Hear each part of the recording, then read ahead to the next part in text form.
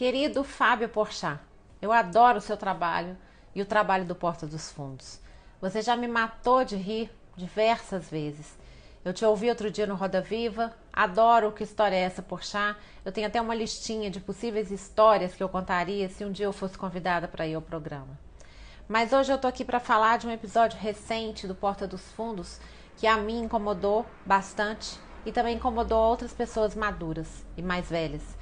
O episódio tem o título de Responsável. Você faz um personagem que está numa reunião de trabalho online e começa a ser interrompido pela sua mãe, que tem atitudes um pouco infantis. E as pessoas com quem você está reunido começam a falar e perguntar algo do tipo: nossa, você deixa ela sozinha, sem supervisão? A personagem da mãe não aparece. A gente só ouve a voz dela e vê o seu personagem interagindo com ela, né? Falando coisas com ela com muita paciência, de uma maneira bem infantilizada e demonstrando que ela tem pouco ou nenhum discernimento.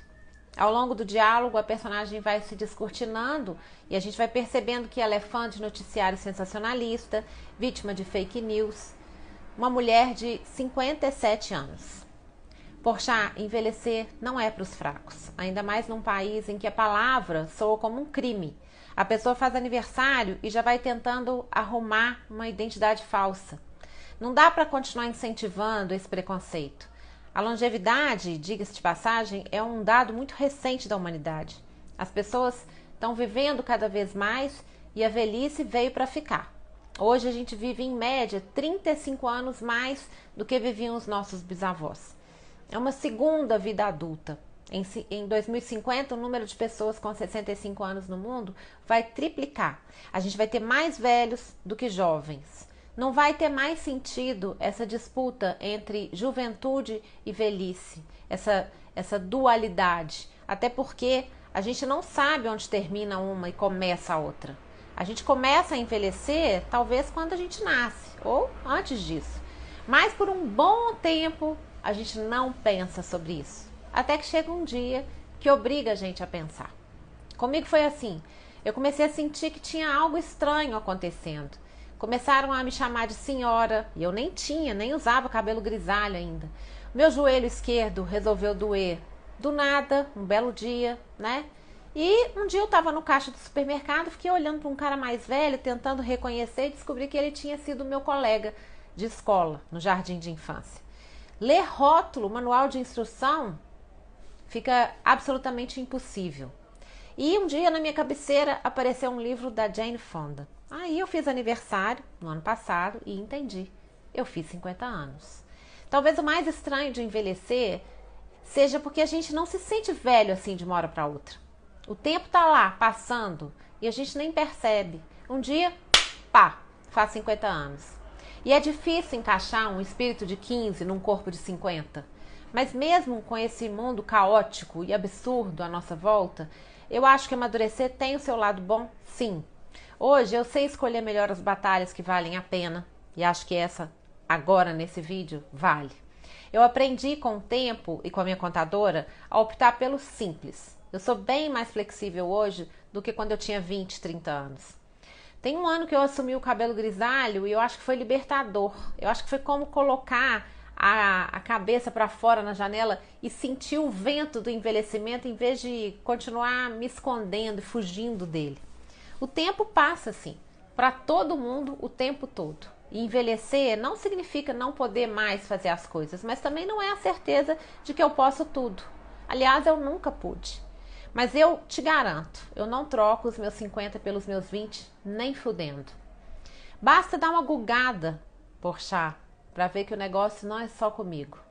A Madonna já pode estacionar na vaga de idosos do shopping. Ela tem 62 anos. O John Travolta tem 66, a Olivia Newton-John tem 72, o Caetano e o Gil fizeram 78 e o Blade Runner Harrison Ford tem a mesma idade. A Rita Lee tem 73, o Chico Buarque tem 76, o Jorge Maltner fez 80 esses dias. A Jane Fonda tem 83, a maravilhosa Fernanda Montenegro tem 90. Ninguém escapa, Porchat, nem a Jovem Guarda. O Roberto e o Erasmo vão fazer 80 esse ano. Envelhecer, eu garanto, aprimora a nossa capacidade de discernir as coisas. E sabe o que é mais legal? A gente ganha uma certa flexibilidade até para mudar de opinião, porque a gente não liga para a opinião dos outros como antes.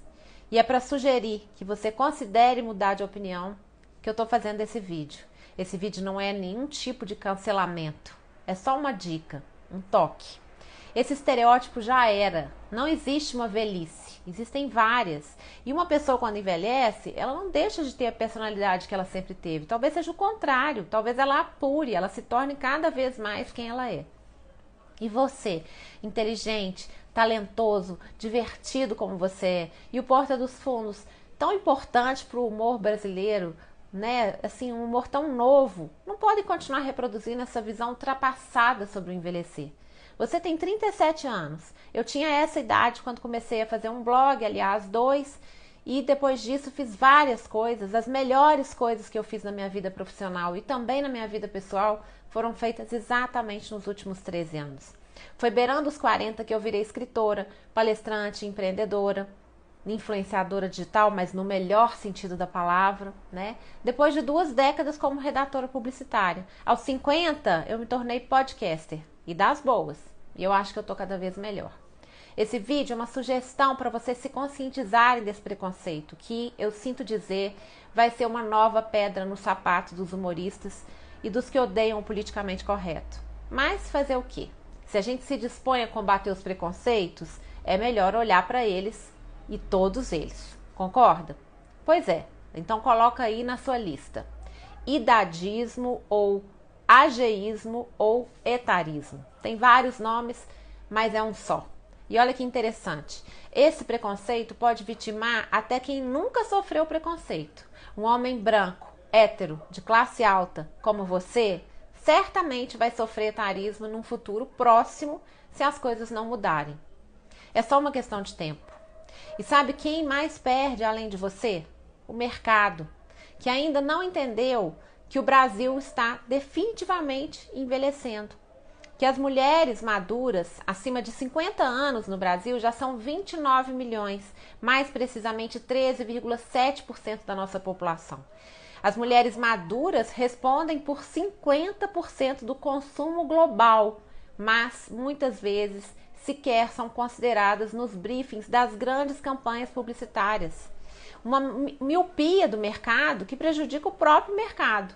Para vender produtos para as mulheres maduras, as marcas usam mulheres jovens. Ou pior, poucas marcas produzem para esse mercado capaz de responder a um potencial desse tamanho de consumo.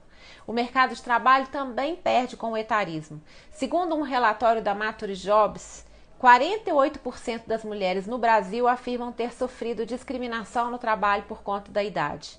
Então, mais uma vez, como já era de se esperar, o etarismo afeta mais as mulheres do que os homens. Claro, a mulher sofre machismo mais etarismo. É aquela velha ideia de que o envelhecimento apura os homens e deteriora as mulheres.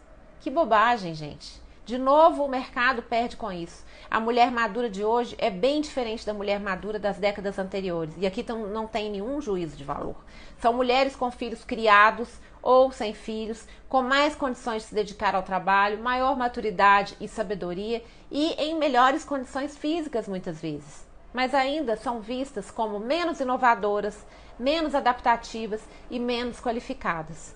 Como a personagem desse episódio do Porta dos Fundos, uma mãe de 57 anos que não pode ficar sozinha sem supervisão. Agora, se essa miopia vai longe, as mulheres maduras vão mais longe ainda. Enquanto o humor estigmatizar essa parcela da população, enquanto o mercado, as marcas e as empresas perdem milhões, as mulheres maduras estão aí, fazendo novos cursos na universidade, aula de dança, curso de arte, cruzeiro pelo mundo, yoga, perfil no Tinder, novos casamentos. Conclusão: o etarismo é, como todo preconceito, uma grande burrice. Não é envelhecer que faz a vida ficar mais difícil, é o preconceito. É ficar aguentando piada das pessoas durante uma pandemia que já matou muita gente jovem e da qual muitos idosos saíram curados e fortes. É não conseguir andar com segurança porque não tem corrimão, porque os mais velhos, no olhar da sociedade, deveriam estar em casa. A culpa é do preconceito, de um mundo não adaptado, um mundo que não aceita a velhice como o curso natural das coisas e a melhor opção, a melhor alternativa, diga-se de passagem. Eu não estou passando por isso ainda, mas eu já me preocupo com isso, claro. E Porchat, você que se diz um machista e um racista em desconstrução, eu também sou machista e racista em desconstrução. Apesar de ser feminista, volta e meia eu detecto em mim atitudes e crenças machistas e racistas, claro. Então eu proponho que você também seja um etarista em desconstrução. Se o assunto do momento é a diversidade de raças, de gênero, a inclusão de pessoas com deficiência, está na hora de inserir a diversidade de gerações nesse pacote. Todo mundo um dia vai envelhecer, a não ser que algo dê errado no meio do caminho.